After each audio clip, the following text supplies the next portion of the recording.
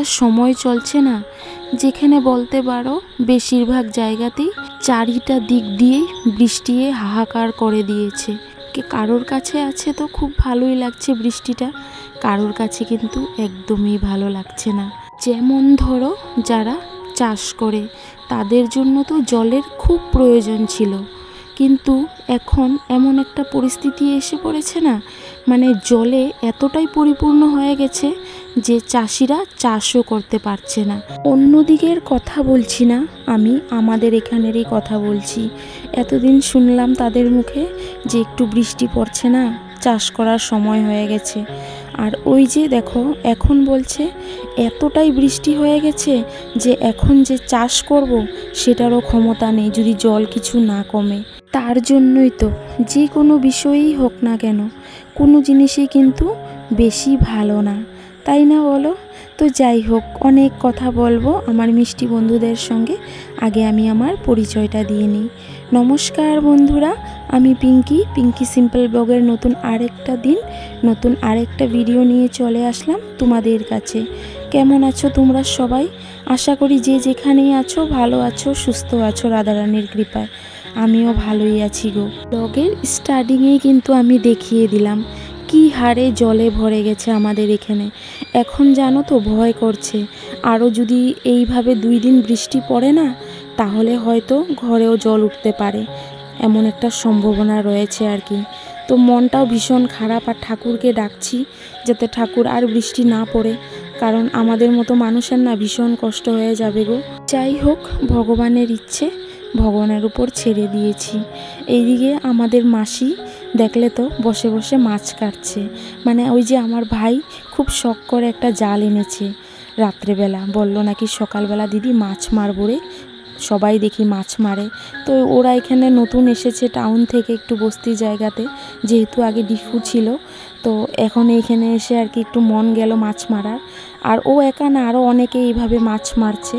তো যাই হোক, মাসি এদিকে মাছ কাটাকাটি করছে, রান্না বাড়া হবে আর কি।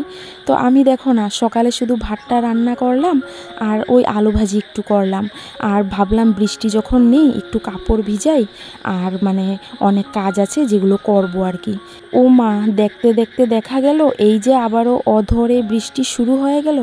এই বৃষ্টি তো আর বন্ধ হওয়ার নাম নেই। না পারছি বাইরে বেরিয়ে কাজ করতে, না পারছি ঘরে বসে থাকতে। চোখের সামনে যদি কাজ পড়ে থাকে না তাহলে কিন্তু দেখবে বসে থাকতে ভালো লাগে না, কিন্তু না গো, আমার বাইরে কাজ না থাকলেও ঘরের মধ্যে কাজ রেডি থাকে। ওই যে দেখো, তোমরা কিন্তু আগের ব্লগে দেখেছিলে না আমি কি সুন্দর করে গুছিয়েছিলাম আলনা, টিভির টেবিলটা সুন্দর করে কাপড়গুলো গুছিয়ে টুছিয়ে পেতে দিয়েছিলাম, ঢেকে ঢুকে রেখে দিয়েছিলাম, কিন্তু সেটা ইঁদুরের চোখে আর কি আর সহ্য হলো না। ওই দেখো এক রাত্রের মধ্যে কি করলো মাটি উঠিয়ে। তো মানে আবার কি করলাম, কাপড়গুলো উঠিয়ে দিলাম। মানে ইঁদুরেও এখন থাকার জায়গা নেই গো, খেতে তো থাকতেই পারছে না যেহেতু পুরো জল, এখন ঘরে এসেই জায়গা করছে। ওদেরও তো থাকার জায়গার দরকার, তার জন্যই আর কি ইঁদুরে ঘরে এসে জায়গা নিয়ে নিচ্ছে। এমনিতেও আমাদের ঘরে ইঁদুরের মানে অভাব নেই বলতে পারো, মানে এত ইঁদুর আছে, মানুষের থেকে 4 গুণ 5 গুণ বেশি ইঁদুর আছে। এক এক সময় ভাবি ঘরের বাইরে একটা নেম প্লেট লাগাবো যেখানে লিখে দেব ইঁদুর হাউস, যেখানে সব ধরনের ইঁদুরই বাস করে, ছোট বড় মেজো। জানি অনেক হাস্যকর ব্যাপার, কিন্তু আর কত জ্বালা সহ্য হয় বলো তো, ভালো লাগে না জানো তো। তো যাই হোক, বৃষ্টি তো আর কমছে না, তো এখন কিছুটা আর কি গুঁড়া গুঁড়া বৃষ্টি পড়েই যাচ্ছে। তো আমি ভাবলাম বসে থেকে লাভ নেই, ঘরের কাজগুলো করে ফেলি আর কি। এই বৃষ্টির জন্যই না ঘরের কাজগুলো ভালো মতো করতে পারছি না গো। ঘরের বালতিগুলো নোংরা হয়ে আছে, ভালো মতো জলও ফিল্টার করতে পারছি না। আজকে একটু বৃষ্টিটা যখন কম ছিল না, এই ফাঁকেই আর কি আমি ওই বালতি ধুয়ে নিলাম আর জল ফিল্টার করে নিলাম। কিন্তু দেখো কোনো মতে খালি কাপড়গুলো ধুয়েছি, যেহেতু কাপড়ও ভিজিয়ে দিয়েছিলাম সকালবেলা, কয়দিন ধরে ভালো মতো কাপড়ও ধোয়া হচ্ছে না। এই কাপড়টা ধুয়ে আসতে না আসতেই কিন্তু আবারও জোর জোর বৃষ্টি শুরু হয়ে গেল। মানে বৃষ্টি বন্ধ হওয়ার নামই নেই। ননস্টপ বৃষ্টি আর কি পড়েই যাচ্ছে, হয়তো জোরে নয়তো আস্তে আর কি। তো যাই হোক, আমি স্নান করে চলে আসলাম, ঠাকুর দিতে যাব। এখন যেহেতু ঘর থেকেই আমাদের জলমগ্ন পাথার পুরো দেখা যায়, যেহেতু আমাদের বাউন্ডারিটা পড়ে গেছে ভেঙে, আর এখন তো ঠিক করার মতো ক্ষমতাও নেই, তো এমনিই চলতে হবে আর কি এই 6 মাস হয়তো। তো যাই হোক, ওই যে আমাদের পাশের বাড়িরই একটা ছেলে আর কি সবসময় আমাদের ঘরে আসে যায়, তো ও আমাকে ডাকছে আর কি, ও বাইরের থেকে দেখতে পাচ্ছে আমাকে। তো আমি জিজ্ঞেস করলাম কি হয়েছে, বললো মাম্পিদি চলো মাছ মারি। তো আমি বললাম না তুই মার, আমি দেখব। তো ওই যে দেখো সবাই এখন মাছ মারাতে খুব ব্যস্ত আর কি। এই যে দেখো ছোট ছোট বাচ্চাগুলোও এসেছে মাছ দেখার জন্য, আর এখানে অনেক মাছ হয়েছে আর কি, গুঁড়ো মাছ। সবার ঘরেই এখন শুধু দেখা যায় গুঁড়ো মাছ রান্না হচ্ছে।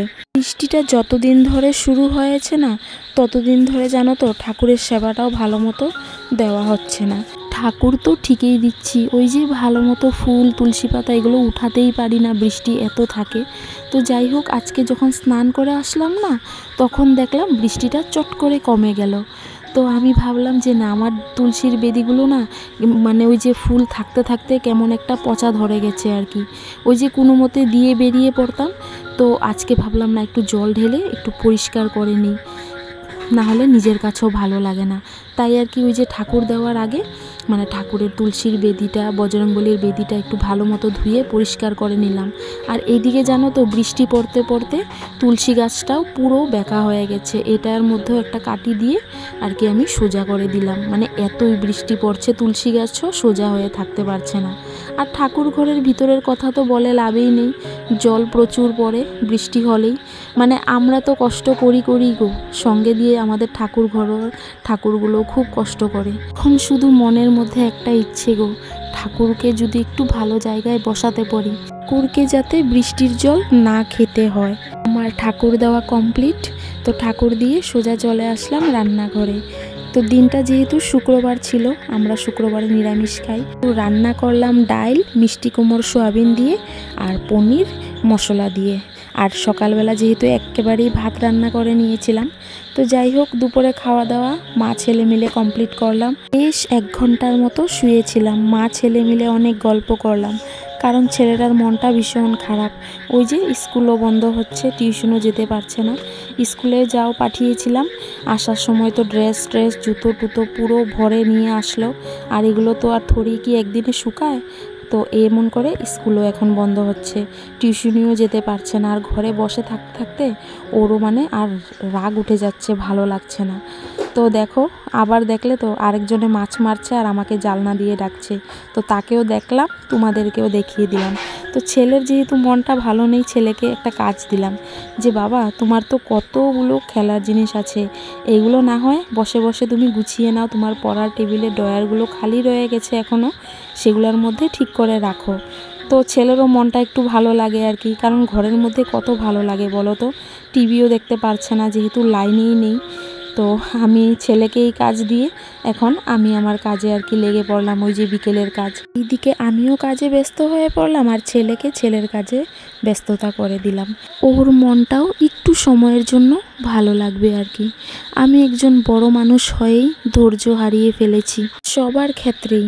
একটা সময়ে যদিও খারাপ থাকে না, আর একটা সময়ে দেখা যায় একটু ভালো সময় এসেছে, কিন্তু আমাদের ক্ষেত্রে এখন পর্যন্ত এমন হয়নি গো। খারাপ সময়টা নিয়ে এখন পর্যন্ত চলছি, কি জানি ভালো সময়ের দেখা পাবো কি না। সহ্য করতে করতে ধৈর্য হারিয়ে ফেলেছি, তবু নিজের অবুঝ মনকে বুঝাই একদিন হয়তো সব কিছু ঠিক হয়ে যাবে। সেটা যে কবে ঠিক হবে সেটা হয়তো একমাত্র রাধারানীই জানে। একদিক সামলাতে না সামলাতে আরও 10 দিক হা করে থাকে সামলানোর জন্য।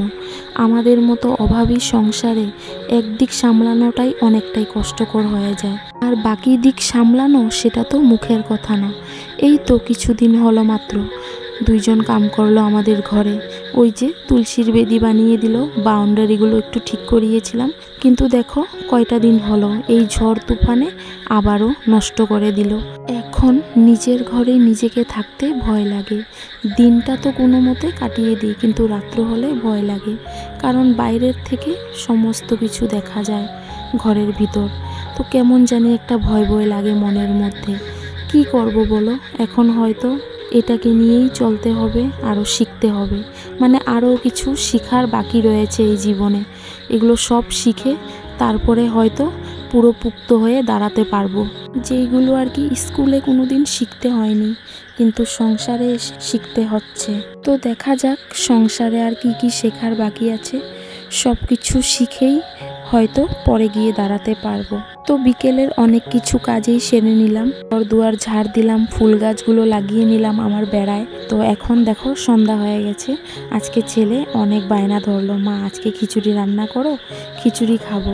তো ছেলের বায়না, আর আমিও ভালোবেসি খিচুড়ি খেতে, তাই আর কি ওই যে খিচুড়ি বসিয়ে দিলাম ছেলের জন্য। তো রাত্রেবেলার আজকে ভাত রান্না করব না, ওই খিচুড়ি খাওয়া দাওয়া করব।